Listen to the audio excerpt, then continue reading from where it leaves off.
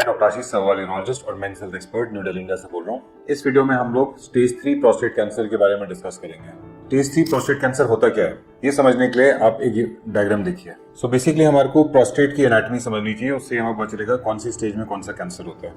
देखिए, ये पेशाब की थैली है, ये यूरिन का रास्ता है। मेल में पेनिस यहाँ पे होती है, टेस्टिस यहाँ पे होती है।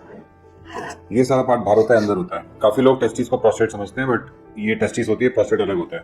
प्रोस्टेट एक वॉलनट साइज ग्लैंड होता है जो बिल्कुल ब्लैडर के नीचे होता है। अगर हम इसको अलग से क्रॉस सेक्शन में देखें तो प्रोस्टेट ऐसे हार्ट शेप्ड ग्लैंड होता है और इसके साथ सेमिनल वेसिकल्स होते हैं, यहाँ पे होते हैं सेमिनल वेसिकल्स ब्लैडर के पीछे। तो जो मेल्स में सीमन बनता है वो सेमिनल वेसिकल से बनता है और इसकी डक्ट्स ऐसे जाके प्रोस्टेट के थ्रू यहाँ पे रिलीज होती हैं और जब ये कॉन्ट्रैक्शन होती है सीमन यहाँ से निकल के बाहर निकलता है। तो जो बॉडी में सीमन बनता है वो सेमिनल वेसिकल्स का काम है और प्रोस्टेट का ये काम है कि जो सेमिनल वेसिकल्स में सीमन निकल रहा है उसके साथ कुछ न्यूट्रिएंट्स डालते हैं जिससे कि हमारे स्पर्म्स हेल्दी रहते हैं। तो जो कैंसर होता है प्रोस्टेट का वो सिर्फ प्रोस्टेट के अंदर भी हो सकता है, जो कहीं पे भी नहीं फैला हुआ, और कई कैंसर्स जो प्रोस्टेट से थोड़ा थोड़ा बाहर निकलते हैं और कभी कभी सेमिनल वेसिकल्स में भी जाते हैं। तो जो प्रोस्टेट थोड़ा बाहर निकला हुआ है और सेमिनल वेसिकल में पहुंचा हुआ है उसको स्टेज 3 कैंसर बोलते हैं। अगर ये कैंसर प्रोस्टेट से ज्यादा बाहर निकल जाए, ये पेल्विस है, पेल्विक साइड वॉल में लिम्फ नोड्स में पहुंच जाए, या प्रोस्टेट के पीछे रेक्टम होता है जहां से हम स्टूल पास करते हैं वहां पे पहुंच जाए, तो वो वाला अग्रेसिव कैंसर जो होता है जो यहाँ तक पहुंचा हुआ है उसको स्टेज 4 कैंसर बोलते हैं। तो अगर हम स्टेज 3 कैंसर की बात करें, वो कैंसर सिर्फ प्रोस्टेट में है या प्रोस्टेट से थोड़ा सा बाहर निकला हुआ है या सेमिनल वेसिकल्स तक पहुंचा हुआ है, इसके बाहर कहीं पे भी नहीं फैला हुआ, उसको स्टेज 3 कैंसर बोलते हैं। दूसरी चीज, स्टेज 3 कैंसर के सिम्टम्स क्या होते हैं। काफी बारी ऐसा भी हो सकता है कि आपको कोई सिम्टम ना आए, कोई यूरिन की प्रॉब्लम ना हो, कोई दर्द नहीं हुए कहीं पे बॉडी में, लेकिन फिर भी कैंसर हुए और वो स्टेज 3 कैंसर हुए। तो आपको पता होना चाहिए कि मेल्स में प्रोस्टेट कैंसर कॉमन होता है और इसलिए आपको रेगुलरली पीएसए टेस्ट करना चाहिए, क्योंकि पीएसए एक खून की जांच होती है, अगर वो बढ़ा है तो कैंसर का डर होता है। तो काफी बारी एसिम्प्टोमेटिक हो सकता है कैंसर। और जो कॉमन सिम्टम्स है वो है स्पेशली यूरिन सिम्टम्स होते हैं। एक तो यूरिन, जब प्रोस्टेट बढ़ जाता है तो यूरिन के रास्ते में ऑब्स्ट्रक्शन करता है और उसकी वजह से यूरिन खुल के नहीं आता, धार कमजोर आती है, ऐसा लगता है कि एक ही बारी में यूरिन खाली नहीं हुआ, यूरिन के लिए बार बार जाना पड़ रहा है, और जब जाते हैं तो पूरा खाली नहीं होता, फिर से वापस जाके फिर से यूरिन के लिए जाना पड़ता है।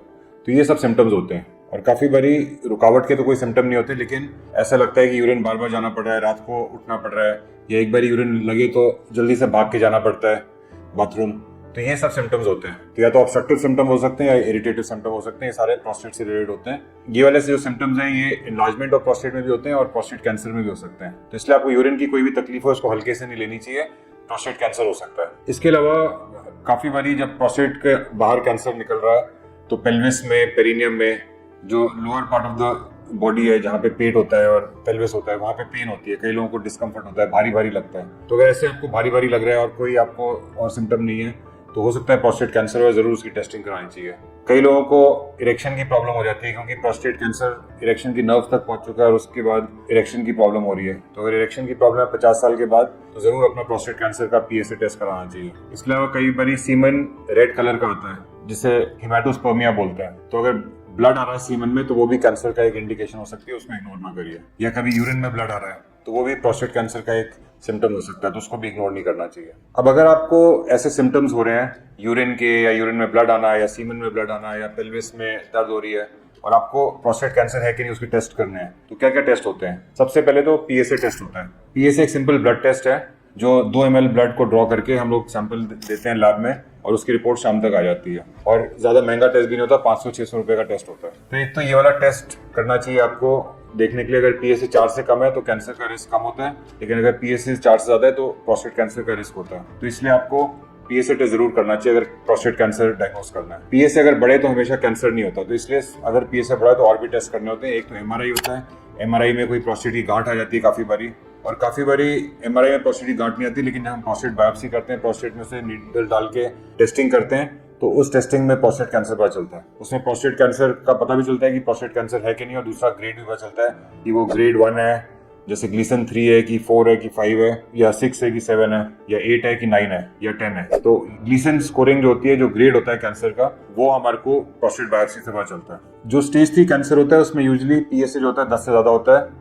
एमआरआई में आएगा कि प्रोस्टेट कैंसर सेमिनल वेसिकल्स में पहुंचा हुआ है, और बायोप्सी में भी ग्लीसन 7 या 8 या 9 या 10 कैंसर आते हैं। ये Gleason 6 cancer usually low grade cancer होते हैं, वो स्टेज 3 तक नहीं पहुंचते हैं, बट फिर भी अगर पीएसए बहुत बढ़िया तो ग्लीसन 6 कैंसर भी स्टेज 3 तक पहुंच सकता है। तो आप देखेंगे कि पीएसए 10 से ज्यादा है या एमआरआई कराया, एमआरआई में प्रोस्टेट का जो कैंसर है वो सेमिनल वेसिकल्स के अंदर जा रहा है, तो उसको स्टेज 3 कैंसर बोलते हैं। अगर आपका स्टेज 3 कैंसर डायग्नोस हुआ है बायोप्सी में और एमआरआई में और पीएसए में, तो सबसे पहले तो आपको पेट स्कैन करना चाहिए देखने के लिए कि कैंसर और कहीं बॉडी में फैला तो नहीं, क्योंकि जो स्टेज 3 कैंसर होते हैं वो बहुत अग्रेसिव कैंसर होते हैं, बॉडी में बाकी जगहों पे भी फैल सकते हैं, बोन्स में फैल सकते हैं, लिम्फ नोड में फैल सकते हैं, पेट में फैल सकते हैं। तो उसके लिए पेट स्कैन करना होता है, पीएसए में PET scan. PSA PET scan से पूरी बॉडी का स्कैन होता है, हेड नेक का, चेस्ट का, एब्डोमेन का, पेल्विस का, टांगों का, पूरी बॉडी में पता चल जाता है कि कोई कैंसर और कहीं जगह पे तो है नहीं। तो स्टेज 3 जो कैंसर होगा वो बॉडी में और कहीं पे भी नहीं होगा, लेकिन प्रोस्टेट में होगा, सेमिनल वेसिकल्स में होगा। अब अगर आपने स्टेज 3 कैंसर डायग्नोस कर लिया है तो इसका ट्रीटमेंट क्या होता है? स्टेज 3 प्रोस्टेट कैंसर के डिफरेंट ट्रीटमेंट ऑप्शन जो हो सकते हैं वो मैं सारे डिस्कस करूंगा, और कौन सा हमें नहीं करना चाहिए वो भी डिस्कस करूंगा। तो सबसे पहले तो एक प्रोस्टेट कैंसर का ट्रीटमेंट होता है वॉचफुल वेटिंग। वॉचफुल वेटिंग मतलब कि पेशेंट को कहता है कि मेरे को और तो कोई सिम्टम है नहीं, कोई प्रॉब्लम है नहीं, मैं क्यों ट्रीटमेंट कराऊं प्रोस्टेट कैंसर का। तो उसे कहते हैं वॉचफुल वेटिंग, कि हम लोग कुछ ट्रीटमेंट करते नहीं है, सिर्फ देखते रहते हैं कि कहीं कैंसर आगे बढ़ता तो नहीं है, अगर बढ़ेगा तो ट्रीटमेंट करेंगे। तो वॉचफुल वेटिंग स्टेज 1 कैंसर में फिर भी सोच सकते हैं, लेकिन स्टेज 3 कैंसर में बिल्कुल नहीं सोचना चाहिए, क्योंकि अगर हम लोग वॉचफुल वेटिंग करेंगे, कोई ट्रीटमेंट नहीं करेंगे, तो वो स्टेज 3 से स्टेज 4 कुछ ही टाइम में हो जाएगा और उसके बाद फिर वो क्योर भी नहीं हो सकता। दूसरी चीज हार्मोन थेरेपी। हार्मोन थेरेपी क्या होती है? या तो टेस्टिस रिमूव कर लो या दवाइयां दो जिससे कि हार्मोन लेवल्स कम हो जाए, बॉडी के टेस्टोस्टेरोन कम हो, उससे प्रोस्टेट कैंसर सप्रेस हो जाए। तो हार्मोन थेरेपी तब करते हैं अगर हम लोग स्टेज 4 कैंसर को ट्रीट कर रहे हैं, क्योंकि स्टेज 4 कैंसर में उसको क्योर नहीं करा जा सकता, कैंसर को सिर्फ कंट्रोल करना होता है। तो हार्मोन थेरेपी जो होती है कैंसर को सिर्फ कंट्रोल करती है, क्योर नहीं करती। तो अगर आपका स्टेज 3 कैंसर है जो लोकली है या लोकली एडवांस्ड है, तो इसमें हार्मोन थेरेपी अगर आप करोगे तो थोड़े टाइम पे तो कैंसर कंट्रोल हो जाएगा, लेकिन फिर बढ़ने लगेगा और बाद में स्टेज 4 पहुंच जाएगा। तो स्टेज 3 कैंसर में सिर्फ हार्मोन थेरेपी आइडियल ट्रीटमेंट नहीं है। तो बेसिकली एक्टिव सर्विलेंस या वॉचफुल वेटिंग भी नहीं करना चाहिए और हार्मोन थेरेपी भी नहीं करनी चाहिए। इसके अलावा जो 2 चीजें आती हैं, एक तो रेडियोथेरेपी आती है और एक सर्जरी आती है। सर्जरी में हम रोबोटिक सर्जरी करते हैं और रेडिएशन में डिफरेंट होते हैं, एक्सटर्नल बीम रेडिएशन होती है, ब्रेकी थेरेपी होती है, सीड्स होते हैं, हाइफू होता है, क्रायोथेरेपी होती है, प्रोटॉन थेरेपी होती है। ये सारे जो थेरेपीज हैं ये सारे रेडियोथेरेपी ग्रुप में आते हैं। अब आप देखिए ये जो कैंसर है स्टेज 3 कैंसर, ये लोकली एडवांस कैंसर है, मतलब अग्रेसिव कैंसर है। काफी बार होता है कि कोई भी ट्रीटमेंट आप करो उससे वो टोटली क्योर नहीं होगा। तो अब आपको इस स्टेज 3 कैंसर में रेडिएशन करनी चाहिए कि सर्जरी करनी चाहिए, उस चीज को डिस्कस करने के लिए मैं कुछ पॉइंट्स डिस्कस करूंगा। सबसे पहले हमारे को समझना चाहिए कि सर्जरी में क्या करते हैं और रेडिएशन में क्या करते हैं। तो सर्जरी में पूरा का पूरा प्रोस्टेट, सेमिनल वेसिकल्स, साथ के लिम्फ नोड सारा कुछ निकाल के टेस्टिंग के लिए भेजते हैं, और वो टेस्टिंग का रिजल्ट 10 दिन में आ जाता है और उसके पता चलता है कि एग्जैक्टली कि कैंसर प्रोस्टेट में ही था, कि सेमिनल वेसिकल में भी फैला हुआ है, कि लिम्फ नोड में फैला हुआ है।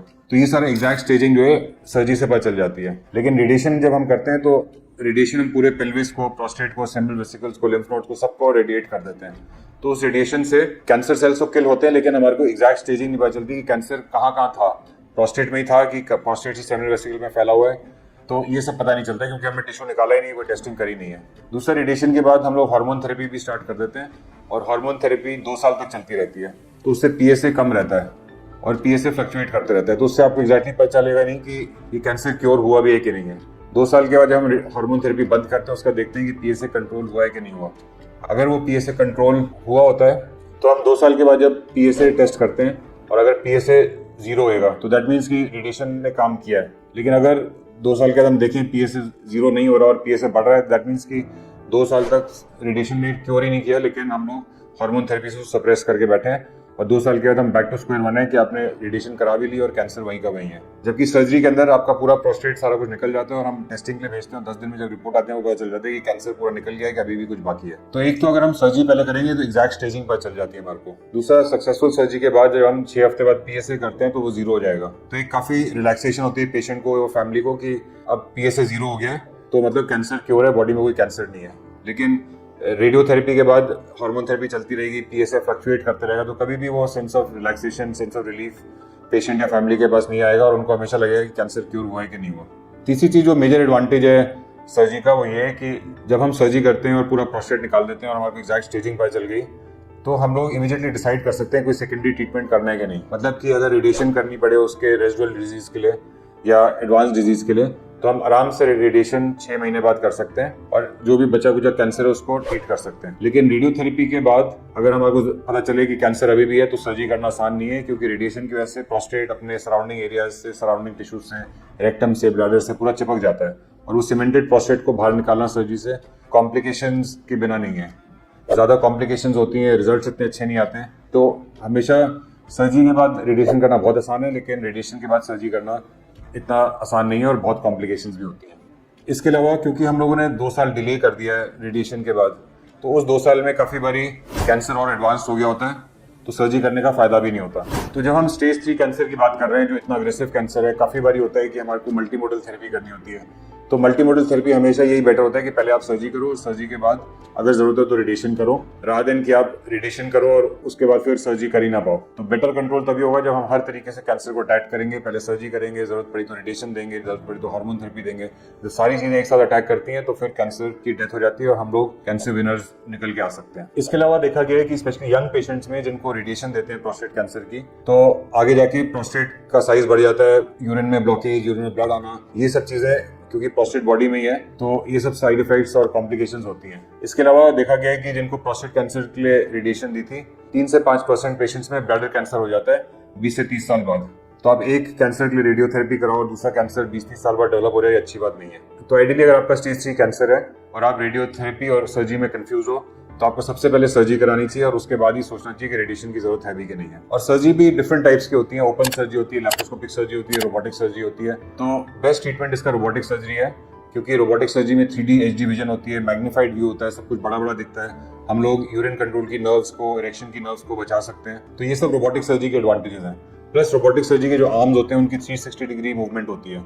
तो ब्लैडर और यूथ्रा के एनास्टोमोसिस जो प्रोस्टेट निकालने का करना होता है वो बहुत प्रिसाइज होता है, उससे यूरिन लीकेज की कॉम्प्लिकेशंस कम होती हैं। प्लस आजकल हम लोग नर्व स्पेयरिंग सर्जरी कर रहे हैं, एमनियोटिक नर्व रैप लगाते हैं, हुड टेक्निक करते हैं, ये सब चीजें करते हैं ताकि जो कैंसर है वो पूरा निकल जाए और साथ में साइड इफेक्ट्स भी नहीं हुए। अब सवाल आता है कि आपने रोबोटिक सर्जरी तो डिसाइड कर लिया स्टेज 3 कैंसर के लिए, लेकिन रोबोटिक सर्जरी करानी क्या चाहिए। आप ये समझिए कि रोबोट अपने आप सर्जरी नहीं करता, एक सर्जन चाहिए होता है जो वेल ट्रेन्ड होए, जो एक्सपर्ट होए रोबोटिक सर्जरी करने में और प्रोस्टेट कैंसर ट्रीटमेंट में। तो आजकल क्या हो रहा है कि बड़े सारे हॉस्पिटल्स, नए हॉस्पिटल्स आते हैं और वो रोबोट खरीद लेते हैं। अब रोबोट तो आ गया उनके पास, लेकिन उनको प्रोस्टेट कैंसर की सर्जरी कैसे अच्छी तरह करते हैं वो उनको पता नहीं है, उनके जो डॉक्टर्स हैं वो प्रॉपर्ली ट्रेन नहीं है। तो अगर आप रोबोटिक सर्जरी कराना ही चाहते हैं और प्रोस्टेट कैंसर ट्रीटमेंट कराना ही चाहते हैं तो ऐसे डॉक्टर के पास जाइए जो वेल ट्रेन्ड होए। जैसे मैंने यूएस में 3 साल एंडोयूरोलॉजी रोबोटिक फेलोशिप करी थी 2008 से 2011, और उसके बाद फिर मैं अपोलो हॉस्पिटल में रोबोटिक सर्जरी कर रहा हूँ रेगुलरली और प्रोस्टेट कैंसर का ट्रीटमेंट करता हूँ। तो आप ऐसे ही डॉक्टर के पास जाओगे तो आपके रिजल्ट्स अच्छे आएंगे, कॉम्प्लिकेशंस कम होंगी, साइड इफेक्ट्स कम होंगे और कैंसर कंट्रोल होएगा। अगर आपको भी प्रोस्टेट कैंसर है, कोई भी स्टेज का है, स्टेज 1, 2, 3 या 4, और उसके लिए आप मेरे से कंसल्ट करना चाहते हैं तो आप मेरे को ईमेल कर सकते हैं, व्हाट्सएप कर सकते हैं। मेरा ईमेल एड्रेस और व्हाट्सएप नंबर नीचे डिस्क्रिप्शन में दिया हुआ है। धन्यवाद।